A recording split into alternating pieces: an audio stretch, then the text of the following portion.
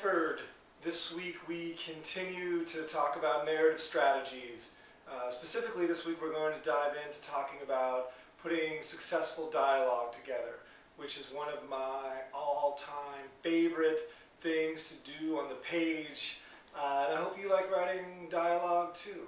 It's one of the really intimate ways to further that connection between reader and main character, because the reader's actually getting to hear words come out of the character's mouth. The character is speaking on her own behalf. And as readers, we always enjoy seeing that sort of stuff. I think it was Elmore Leonard who once said, readers might skim big, burly paragraphs of exposition, but readers never skim dialogue. So whether or not you agree with Leonard's axiom or not isn't the point.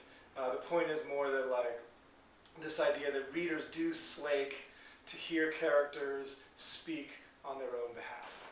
So this week we're talking a lot about diction and syntax and how to specifically make your characters sound unique from one another. Probably the most common complaint I hear from students is that all their characters sound the same. They feel like all the words coming out of their characters' mouths could be interchangeable. Tina sounds like Philip, sounds like Martha, sounds like Isaac, so on and so forth. So the big dilemma becomes, how do I make each of those players sound sovereign, sound unique, sound idiosyncratic?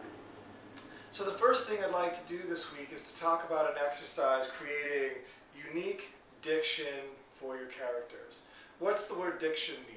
Diction is just a pretentious way to say word choice. So when we talk about building diction grids for your players, we're really talking about establishing a stable of language that's going to be unique for that particular player. So then when that person's on the stage with this person, because you've done your due diligence and created unique diction experiences for each of them, when we see them go head to head in the scene itself, it will be very obvious who's speaking simply by cadence, word choice, rhythm, etc., etc. So we'll start with the diction grid, and then we'll also talk about doing a syntax exercise with the same experience. So the diction grid. What I do is I actually just keep an Excel spreadsheet with, say, my main players' names. So I'll use the example from my last novel, Termite Parade, right? 3 first-person narrators, one named Derek, one named Myard, and one named Frank.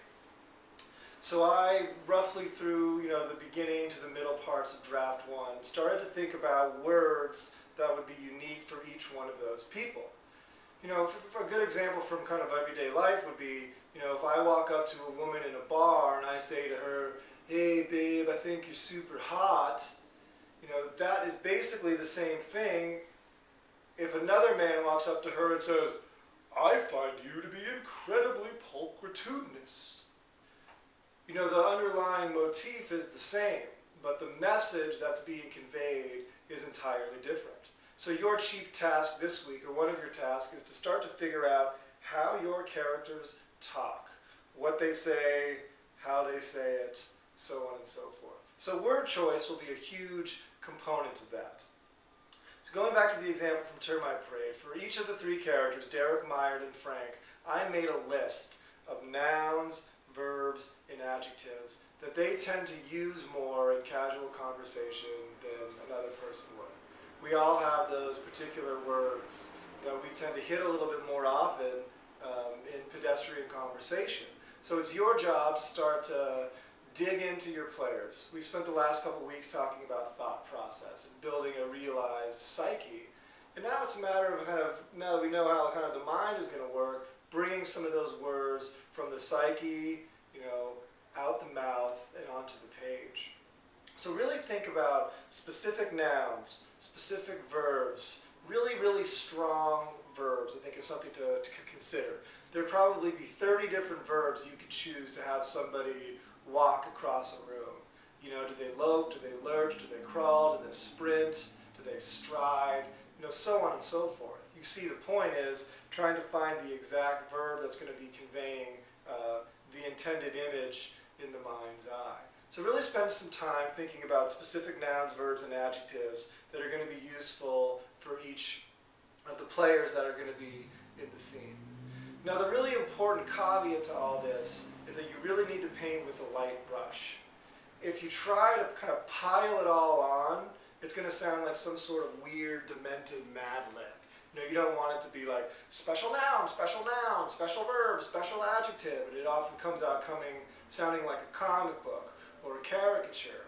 But it's simply going to be a dollop on page 1, a dollop on page 5, a dollop on page 12.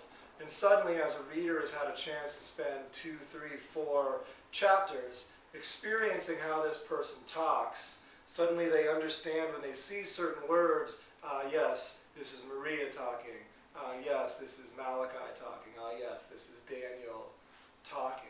I have this information coming from the other scenes, and that's informing how I'm reading these scenes, and I know who would choose these words.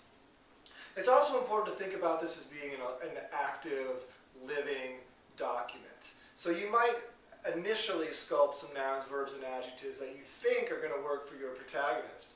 But as you get deeper into the scene and you establish more intimacy with your own information about who your characters are, she might speak to you. I know this sounds esoteric, but I really do believe this happens. Your character might speak to you and say, ooh, you know those 2 verbs that you assigned to me? I wouldn't use those verbs. I would use these instead. This is how I would actually convey information to the reader. So it's important for you to listen to the characters rather than trying to steer that relationship. So make sure that you're willing to let your diction grid evolve as you get deeper into the draft. You're not kind of digging your heels in and saying, no, this is how you talk. You're saying, these were my hypotheses up front about how I thought you were going to convey information. But as you've been watching them and seeing if they're saying they wouldn't talk that way, it's best to always listen to what the characters are saying and adjust your diction grid from there. So that's how we would approach the language side of it. From a syntax grid perspective, we would be doing a very similar exercise, but we would be giving certain parts of speech, certain cadences, certain grammatical tics to each of the players. To stay with my example from Termite Parade, I let Derek in dialogue talk a lot and run on sentences. I let my character Meyer use semicolons in dialogue, and she was the only character that got to use semicolons, in her dialogue. Frank, who is the third and final narrator, he got to start a lot of his sentences with gerund constructions or kind of ing words, talking heads, things like that, those sorts of constructions. So you can start to see how, again, not going with the Mad Lib where it's all over the page, but a little bit here, a little bit there, a little bit on page 10, page 25, a reader really starts to see a pattern for how these people are conveying information to the reader. So it will be the diction exercise plus the syntax exercise. Painting with a light brush will go a long way to making your characters sound unique from one another. So make that kind of your first charge this week before you dive into the weekly writing exercise. Start to think about making unique language sets for each of your players, and also grammar, punctuation, and syntax sets. I'll be posting one more video this week about the dreaded information dump in dialogue construction. But until then, happy writing and have a good time.